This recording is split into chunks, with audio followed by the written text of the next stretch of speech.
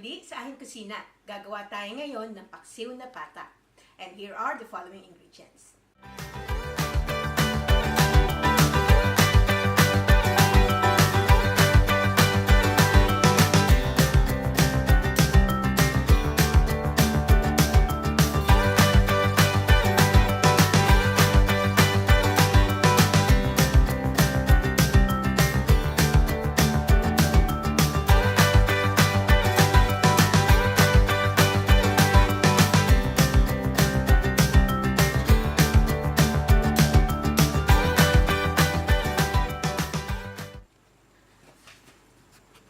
Gagamit tayo ng pressure cooker kasi matagal itong pata. Kung wala naman, pwedeng sa kaserola na lang.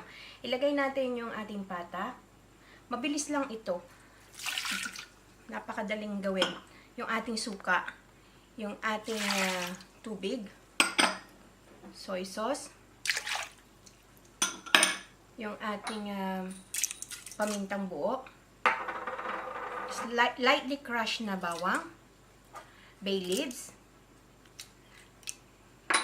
yung ating banana blossom o kasubha. Then, kung gusto niyo na medyo matamis, pwede kayo maglagay ng stevia. Then, ilagay lang natin dito sa pressure cooker. Depende sa instruction ng inyong pressure cooker. Dito sa Tefal, ilalagay ko lang siya sa medyo yung nakalagay na blower. Then, pakukuluin na natin to. Hintayin natin hanggang mag-whistle. Ganito nag-whistle na, hinaan na natin ang apoy sa medium heat.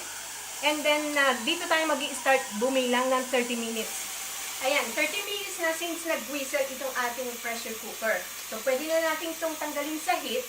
And make sure na i-release nyo yung pressure according sa instruction manual ng inyong pressure cooker. Bago nyo ito ibuksan, kundi sasabog. Ayan, na-release ko na ang pressure nito. Na-run ko na siya sa top water. So, pwede na itong buksan. Pag wala na yung nag-whistle, pwede na siyang buksan. Kasi buo ko yung pata nilagay. Pwede naman kung mapapachop nyo sa palengke yung pata.